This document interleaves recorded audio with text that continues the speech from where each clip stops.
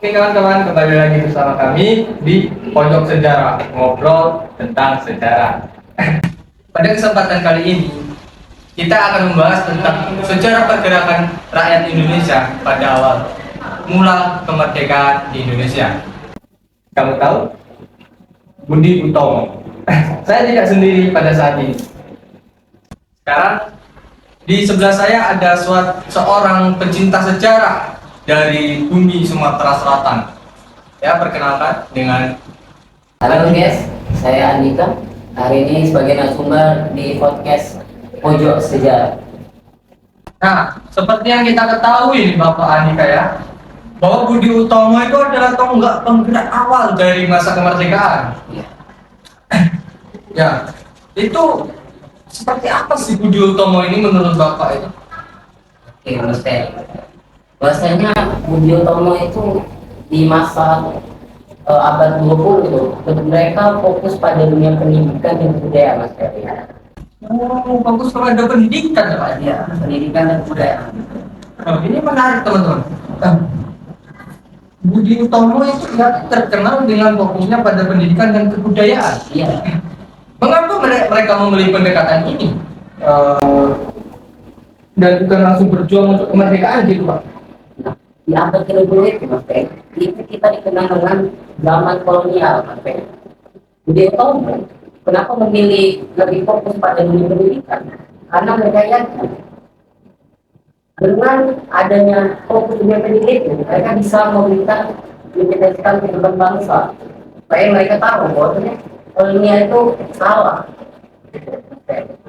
Jadi dia menggerakkan dari bawahnya dulu ya. Ya, Oh, berarti kalau misalnya Budi Utomo sebagai penggerak awal, berarti itu dia menciptakan generasi bangsa yang cerdas untuk kemerdekaan selanjutnya. itu salah satu tujuan Budi Utomo, Mas Ferry. Bahwasanya fokus mereka adalah dunia pendidikan, membuka dialog-dialog dengan Belanda di zaman itu, Mas Ferry.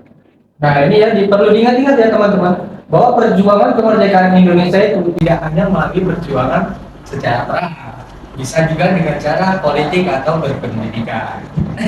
Nah Pak, itu tadi kan secara kita tangkap, berarti itu kan suatu nilai yang bisa kita ambil dari Budi Utomo ini ya Pak ya. Tapi secara khususnya, apabila boleh saya pertanyakan, bagi generasi muda, kalau ingin berkontribusi untuk negara di era modern ini, bagaimana dari Oke. Ini Mas Ferry, sama hal tujuan dengan seperti Budi Utomo tadi ya?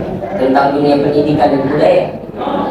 Mas Ferry dan teman-teman sekalian, itu sebagai mahasiswa itu bisa memulai dari diri Mas sendiri gitu, Mas Ferry. Ya. Karena tantangan saat ini berbeda dengan tantangan di zaman Budi Utomo saat itu, yaitu tentang globalisasi, senjang sosial. Itu yang perlu mahasiswa saat ini lakukan.